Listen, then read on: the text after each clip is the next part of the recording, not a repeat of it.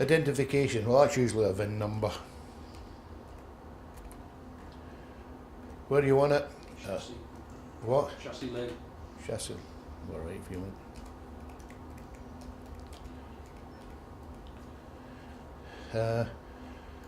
No, we don't want any dangerous goods, do we? Just make life difficult. Name and address. Where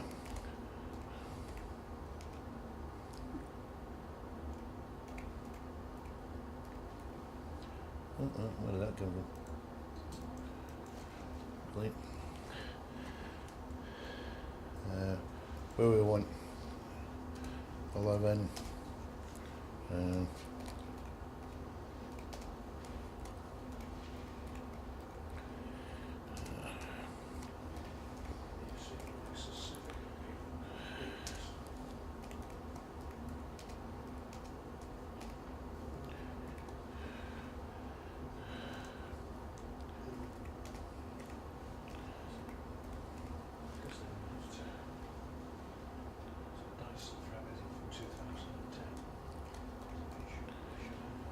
Right. Now, effectively what you do is you keep going through all the sections, filling in the information that's relevant to you. But in the majority of cases, the sections 3 through to 8 are all in transmission, power plant, steering, electrical, whatever, which are not really applicable to you. So I've said here, what effectively you want to do is go straight to section 9. Go through here, just to give you an idea, you know, what it looks like, the various bits and pieces. Power plant, internal combustion engine. What's intercooler got to do with a bodybuilder? Nothing.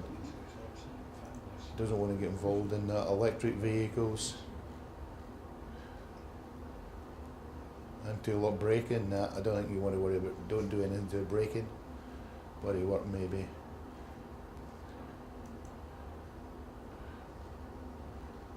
And that's passengers and buses.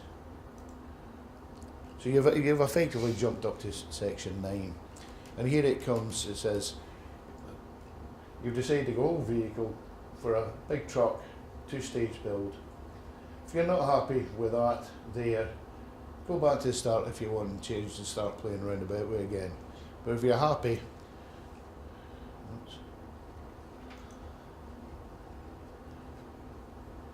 in section 9, what it will come up with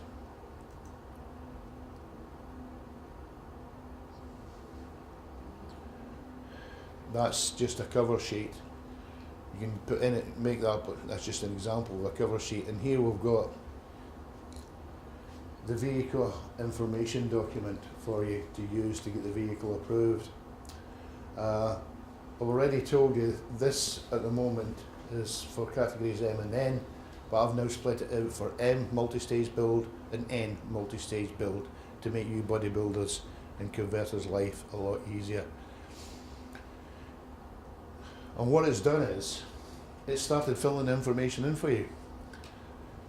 The information you already put into the system, it's transposed it into this document for you to save you a lot of time, effort and work. So this document you'll use to get your vehicle approval. And as I said, the rest of the stuff in there is not really much of a concern to you. At the back there's this thing called Appendix 1, which I've created, and it's just an example. You can do this any way you want. But what I'm suggesting is, and this is what I've got agreed, what you do is, you get your base vehicle, chassis car, whatever, which could be a Mercedes, which is called an Atego, it's a Type A T1. From the base vehicle manufacturer, if you get the base vehicle type approval number, you can put it in here, and in all the sections previous, you can just refer to that and don't put anything at all. And in those new documents, I've actually put in not applicable to refer to base documents, so you don't even have to do that anymore. And what I'm suggesting is, because the system can never know what approvals you need to go for, I'm suggesting that for a bodybuilder and converter, side on the run, maybe rear on the run, rear registration plate space, maybe a little change to the light side markers, maybe mud flaps. This is really down to your knowledge of the product and what you need to go for. The system can't know, but what it will do is when you decide what you want to do, it'll give you the information. You're going to have to add on another VIN plate, and maybe you need to do some of the masses and dimensions, the width, size, etc., etc. So that is the vehicle information document. We're now going in, that is you collating all the data to start your work and your discussions. We're now going into what I call the compliance part, where you're actually complying with what you need to do. This section 10 is what I call the library. It's just documents and information which is not part of the type approval process, but it's examples. For example, that's a timing plan example for doing whole vehicle type approval. There's a little one there for an N3, information conformity of production, some old cost examples, you know, including logistics and all, things you just need to think about. Now, this is just my ideas to start with. If anybody comes up to me and say, Colin, that's a good idea, could you stick that in? We'll put that in as well. And in this section will be the individual vehicle approval, application documents, and links to the inspection manuals. Then we move on to section 11.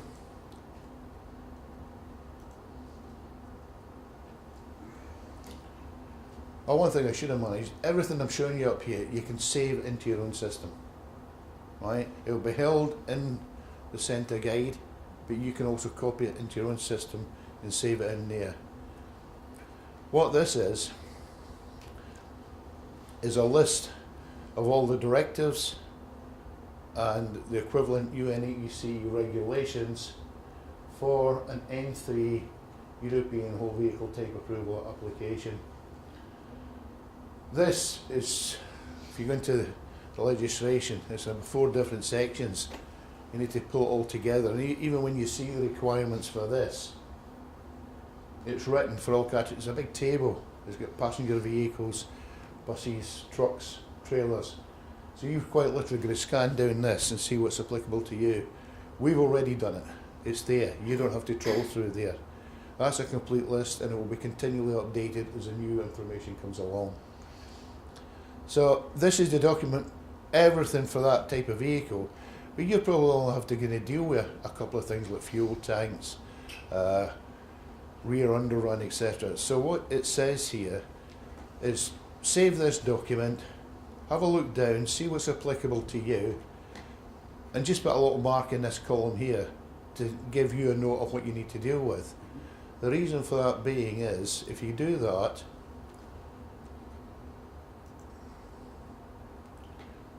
in the next section is a list of all the information documents. You do not need to go into each directive or regulation and find out where the information document is. They're all listed there for you. So if you use that list from a previous section, come to here, just click on the one you want, up will come a copy which you can save. For example, I've got to admit, it's not 100% complete. They keep bringing in new ones like 107 and stuff like that, so keeping up with it. But if I look at one that might be applicable, where is that? Right, there's one there. Open.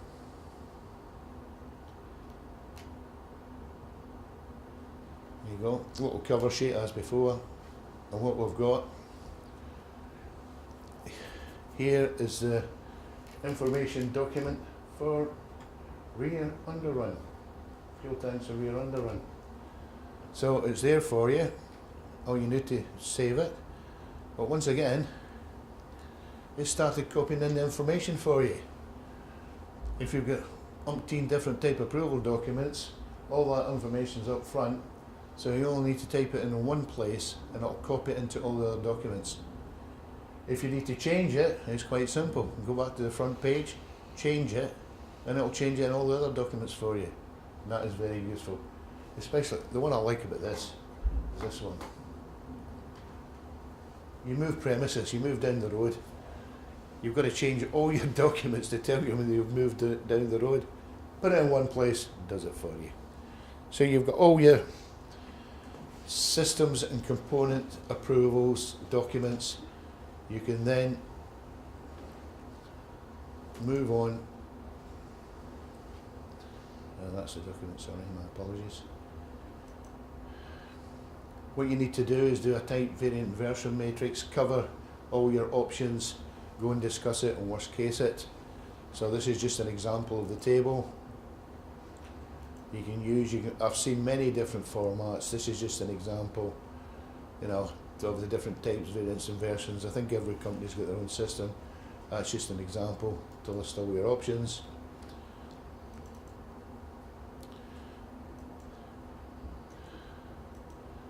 So when you want to do your vehicle approval, you've got to go along to the type approval authority with a complete list of your approvals for that vehicle so that they can check the approvals against the vehicle. And once you've done all that, you will be issued with a vehicle approval if you've done everything. So you've got your vehicles approved. You need to write. It's a completed, sorry. You need to create and write what's called a certificate of conformity. Once again, there's about 20 odd different certificate of conformities, but this is a one only for your N3. So you can save this into your system, and for every vehicle you complete, you can fill one of these in to go with the vehicle. Once the vehicle's finished, it's got a certificate of conformity, down to DVLA, register the vehicle, job done. Thanks, Colin. Okay, you've seen the system in operation. Now let's speak to some end users to see how they've been getting on with the SMMT's SENTA guide. We use SENTA as a very good tool to determine various types of seating layouts. We use it to control the escape hatches, where we've got to put them in the correct position. Also our different types of door configurations, we use SENTA to help us on that side of it. And therefore we find that SENTA has made it very, very simple for us to control. As you can see, we've got a couple of vehicles here, one a tractor unit and one a rigid. The rigid would normally leave the factory as an incomplete vehicle and have the body fitted in the UK. That body has to be type approved, and SENTA is a great help for that process to take place for the bodybuilder. The tractor unit would normally leave the vehicle as a complete unit, a complete vehicle with the fifth wheel fitted. Again, if the fifth wheel was fitted in the UK, SENTA would help that process to take place. For the bodybuilder, of course, there is quite a bit involved in terms of administration. From the lighting aspect down the side of the vehicle to the lighting of the rear, and of course all the mud wings and such like down the side of the vehicle. But of course on a 3.5 tonner, as this is, you haven't got side guards as you would have on a 7.5 tonner, and you haven't got rear underrun, obviously, that's involved. Now this would normally take about 3 to 4 hours for a bodybuilder to complete, which is a lot of administration time.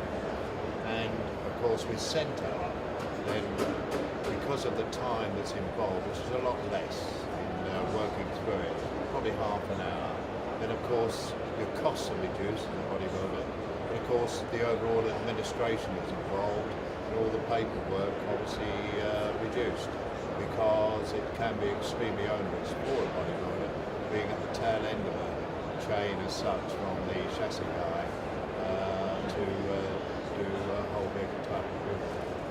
So there you have it, 3 satisfied users. If you want to find out more about SENTA, go to the SMMT website into the SENTA section. Thank you.